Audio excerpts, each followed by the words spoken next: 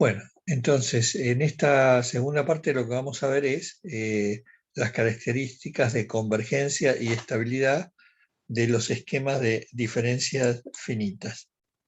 ¿Y qué significa? La primero que vamos a ver, perdón, un segundo, que quiero sacar el, así. Vamos a ver qué significa la convergencia. Entonces, eh, como vimos anteriormente en la definición de diferencias finitas, podemos tener diferentes aproximaciones a las derivadas, usando aproximaciones centradas, o dijimos aproximaciones con diferencias regresivas o progresivas, y tenemos diferentes tipos de fórmulas. Lo que tenemos que asegurar es que el esquema que usamos de aproximación nos asegure la convergencia. ¿Qué significa que el esquema de diferencia finita es convergente? Si para h tendiendo a 0, entonces la solución aproximada, U sub h, la de los puntitos verdes, tiende a la solución exacta. Entonces, cuando uno va haciendo el h, la separación entre puntos más pequeña, debería observar que la solución aproximada se acerca a la solución exacta. Eh, y la, la otra cuestión fue lo que mencioné recién, es que los esquemas deben ser consistentes. ¿Qué significa consistente? Que para h tendiendo a 0, las ecuaciones en diferencia del sistema de las ecuaciones diferenciales deben tender a la ecuación diferencial exacta del problema. O sea, si el esquema de diferencia finita converge a la ecuación diferencial, se dice que es consistente. Los esquemas utilizados también tienen que ser estables. Sí, ¿qué significa que sean estables? Estables significa que el error debe permanecer acotado en todo el intervalo de análisis. O sea, que la diferencia entre la solución aproximada y la exacta no se escape, digamos, de más allá de un cierto valor. Si en vez de quedar restringido a un cierto valor, o sea, no mayor de una cierta tolerancia, si en vez de ocurrir eso, el error se va acumulando y haciéndose cada vez más grande, la solución empieza a tener oscilaciones crecientes, ¿no? O sea, cada vez, bueno, eso es lo que en la práctica lo que se ve son oscilaciones, cada vez la solución se aleja más de la solución exacta. Y el esquema deja de ser estable y también deja de representar la solución del problema. Entonces,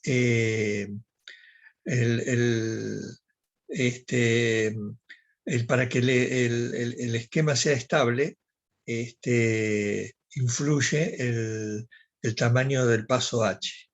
O sea, hay esquemas de diferencias finitas que son condicionalmente estables o incondicionalmente estables. ¿Qué significa que la estabilidad es condicional? Si es condicional significa que hay un h límite tal que para h mayor que ese h límite el método se inestabiliza.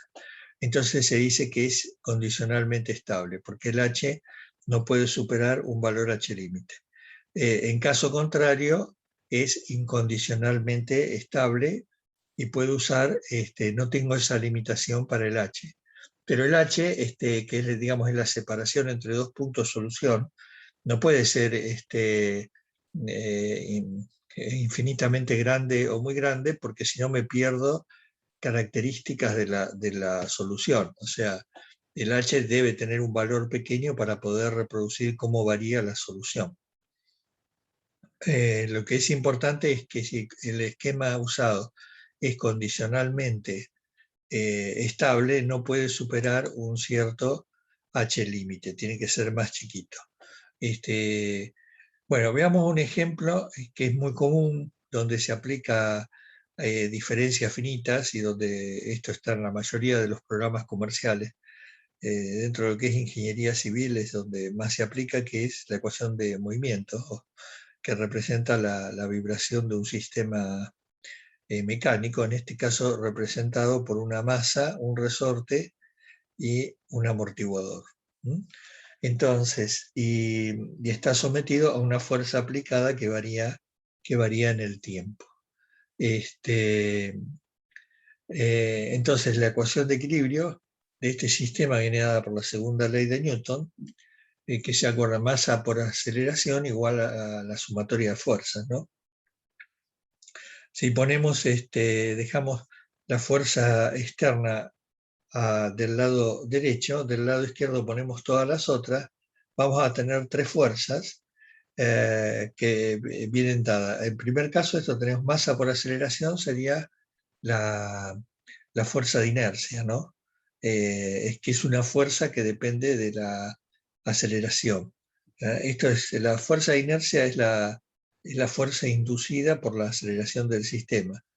Si el sistema no tuviera aceleración, no habría fuerza de inercia. Esto es como en un coche, si va a velocidad constante, la fuerza de inercia es cero, porque la aceleración es cero. Pero cuando el coche entra en una curva, por ejemplo, ahí se produce una fuerza de inercia porque aparece una aceleración centrífuga. Y la fuerza de inercia se siente como una fuerza opuesta al movimiento. Por ejemplo, cuando uno está en un ascensor y baja de golpe, la aceleración es hacia abajo y nosotros sentimos por la masa del cuerpo una fuerza que nos tiende a hacer subir, como a quedarnos en la misma posición donde estamos, ¿no? Y si el movimiento es inverso, o sea, si el ascensor sube, la fuerza de inercia va hacia abajo.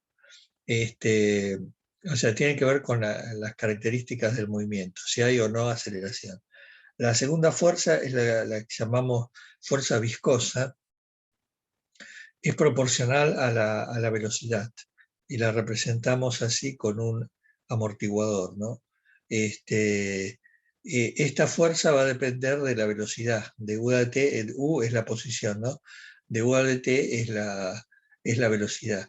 O sea, esta fuerza es más grande cuando mayor es la velocidad, ¿no? O sea, si se imaginan los amortiguadores de los coches, si uno lo va moviendo con poca velocidad, ofrece poca resistencia. Pero si le quiere imprimir mucha velocidad, el amortiguador ofrece más resistencia porque la velocidad es más grande.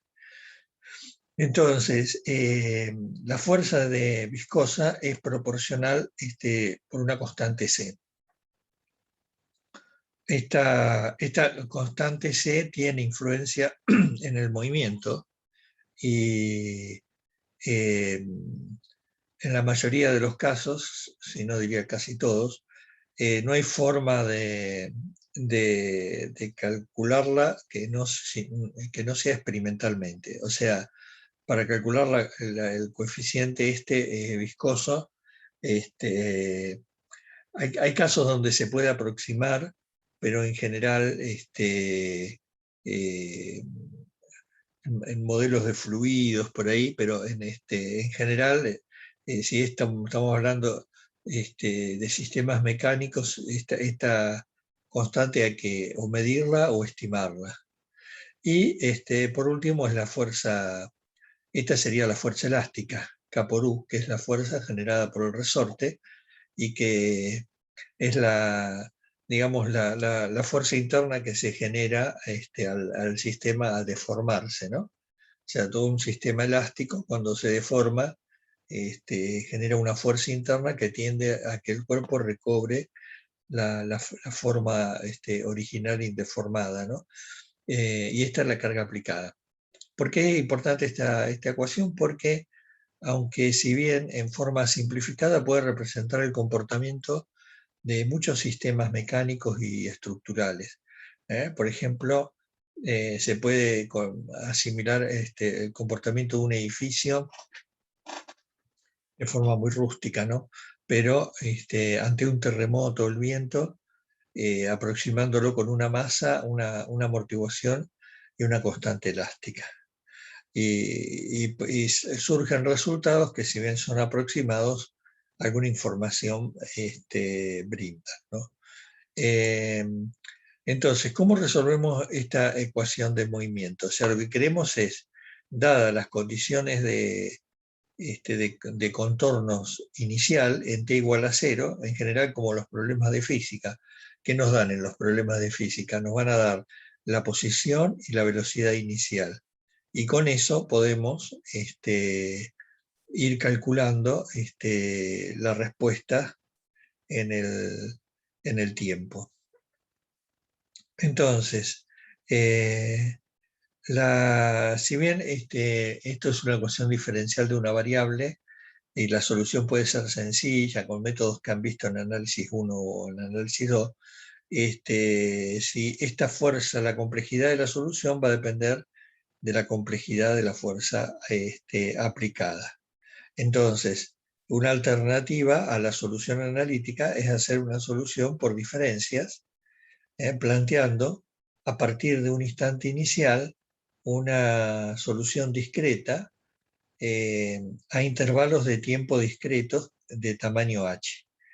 O sea, arrancamos en 0, después viene h, 2h, 3h, la separación. Y vamos a tener una aproximación a la ecuación diferencial. Como mencioné anteriormente, todas las derivadas con el mismo orden del error, y en este caso el error es de orden h al cuadrado. Lo mismo para las derivadas. Bueno, estas serían las derivadas que intervienen en la ecuación diferencial, que es lo que vimos recién. Y una vez puestas las ecuaciones diferenciales, en este caso, el esquema resultante es de tipo explícito. ¿Qué significa que es de tipo explícito? Que podemos obtener el valor u sub i más 1 de manera directa en función de los valores u sub i anteriores. O sea, simplemente quiere decir que no hay que resolver un sistema de ecuaciones, sino que directamente en este planteo puedo despejar cada u sub i de manera independiente. Y este esquema, como dije, es explícito, y los esquemas explícitos, como vamos a ver ahora, son condicionalmente estables. Entonces, bueno, ¿qué pasa cuando resolvemos el u sub i más 1 en cada ecuación? O sea, acá al principio va a tener que cumplir la condición de contorno, por ejemplo, que se le puso que b en 0, la velocidad en 0 sea 0. Y nos da que U0 sea 7. Estas son las condiciones iniciales. O sea, U0 igual a 7 acá, y velocidad igual a 0. O sea, parte del reposo, y se le aplica vibraciones libres. ¿Qué quiere decir vibraciones libres? Que no tiene carga. O sea, que a la masa se la desplaza una cierta cantidad de su posición inicial. Ahora vamos a ver un video. Y entonces va a comenzar a oscilar de manera periódica, y cuando a digamos, forma de vibrar se le dice vibraciones libres porque no hay cargas aplicadas. Y H02 es el paso que se usó para los puntos. O sea, fíjense que a pesar de que parece una solución continua, lo único que nosotros hemos hallado son los puntitos, y después lo hemos unido por líneas rectas. Sin embargo, ahora, como vamos a ver en el video, la trayectoria se asemeja bastante a la solución exacta. Y una característica de todos los sistemas mecánicos es que vibran ante en vibraciones libres, vibran con una cierta frecuencia, que se llama la frecuencia natural del sistema, que va a depender de las características de masa y rigidez K, ¿no? Entonces, pero lo que se puede verificar es que cada un cierto intervalo de tiempo el movimiento se vuelve a repetir. Esa frecuencia natural es una característica del sistema. ¿Qué pasa si hacemos que el paso de tiempo sea mayor que el paso límite? En este caso se puede demostrar que el paso límite tiene que ser 1.40, y entonces al ponerle un paso de 1.42 es mayor que el límite, el esquema deja de ser estable. Entonces, cuando el esquema es inestable, se observa esto. O sea, acá abajo tendríamos la solución anterior con h igual a 0,2, pero bueno, obviamente en una escala diferente. Fíjense que la anterior estaba entre 0 y 8 y ahora está graficada entre 0 y 1000. Entonces se ve todo muy achatadito, pero es el mismo dibujo. Y fíjense qué pasaría si pongo un h más grande. Si yo pongo un h que sea 1,42, ¿qué voy a conseguir? Por un lado, usar una menor cantidad de puntos. Eso computacionalmente es más eficiente. Pero, ¿qué pasa con la amplitud? Se va disparando hacia valores cada vez más grandes y de manera ilimitada, ¿no? Esto en algún momento supera los números se hacen tan grandes que superan la capacidad de almacenamiento, o sea, del número, y el sistema para porque explota por un error de número muy grande, o sea, que no lo puede almacenar. O sea, si el número que tiene que almacenar supera, como dije, o sea, las computadoras tienen una limitación del tamaño de números que pueden almacenar, porque estamos usando álgebra binaria, usamos que era una cantidad discreta de bytes para representar el número, o sea, en general se usan 4 bytes, entonces si ya el número que tengo que representar supera los 4 bytes, el sistema para porque no lo puede representar. Y eso obtiene esta respuesta. Entonces, si hago achico el paso dentro de los límites de estabilidad, la respuesta sí es estable, y en este caso lo que estamos viendo es comparando la respuesta sin amortiguar con una amortiguación 0.2. Entonces, el efecto de la amortiguación también es vibraciones libres, ¿no? O sea, se lo aparta a la masa de su posición de equilibrio y se la suelta y empieza a oscilar de esta manera. Entonces, fíjense que la frecuencia con la que se repite el movimiento no cambia. O sea, la frecuencia natural del sistema sigue siendo la misma, y lo que se afecta es la amplitud del movimiento. O sea, el movimiento se va achicando hasta eventualmente hacerse cero, ¿no? O sea, es como, o sea, toman el resorte, va a empezar a oscilar, y cuando está amortiguado en algún momento se va a frenar. Bueno, vamos a ver algunos ejemplos que había puesto acá de un video que el primero, creo que si no me equivoco, era del resorte. Tenía un segundito, ya viene. Ahí viene el resorte. Vamos a agrandar la imagen. Esta es la masa con el resorte. Y si yo grafico la posición y en el eje X el tiempo, fíjense que voy obteniendo una gráfica similar a la que obtenía del programa. O sea, me está mostrando un movimiento periódico. Pero en este caso, el programa tiene una fuerza aplicada que es, una fuerza senoidal, que sube y baja. Y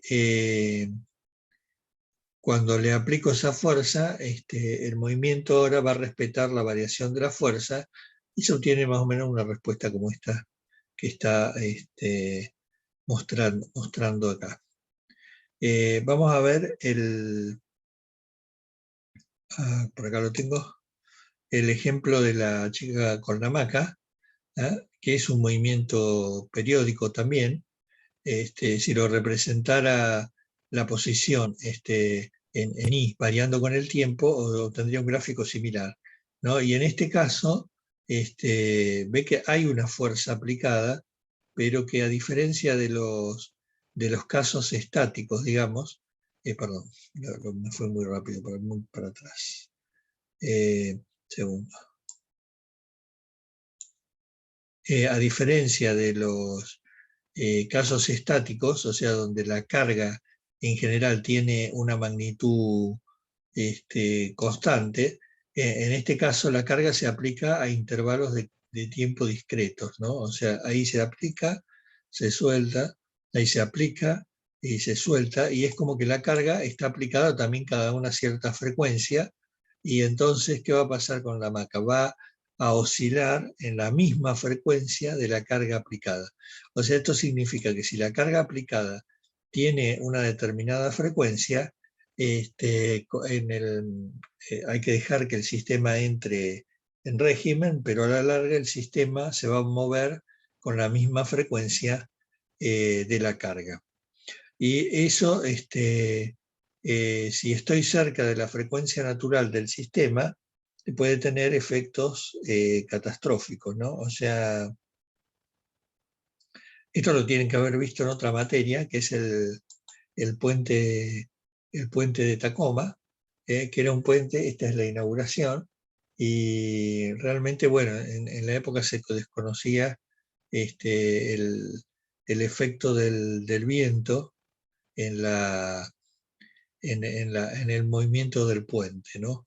O sea, y lo que sucedió fue, esto es la etapa de construcción del puente, que con velocidades de viento incluso bajas, no más de 60 kilómetros por hora, se generan vórtices, que son una especie de remolino, vamos a ponerlo, pero que tienen una cierta frecuencia.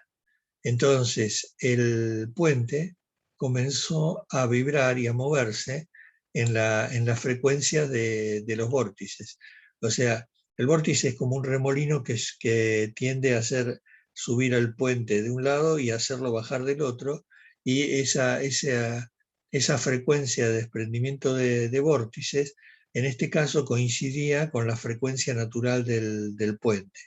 Y cuando la frecuencia de la carga coincide con la frecuencia natural, lo que pasa es que las amplitudes del movimiento se agrandan. Tienen como el efecto de la estabilidad, se van haciendo cada vez más grandes, y eso es un poco lo que se ve acá. O sea que las amplitudes son tan grandes que ya llega un momento que superan la capacidad resistente de los materiales, y el puente colapsa. Bueno, no lo tengo el colapso del puente, pero sí creo que lo tengo, pero más adelante. No. Bueno, entonces, digamos que estos son ejemplos de vibraciones, y digamos que, para redondear, que la ecuación general del movimiento se aplica a muchos sistemas, a muchos sistemas fijos. Bueno, yo lo que voy a hacer es corto acá la grabación y la vuelvo a empezar con el otro tema. Un segundito.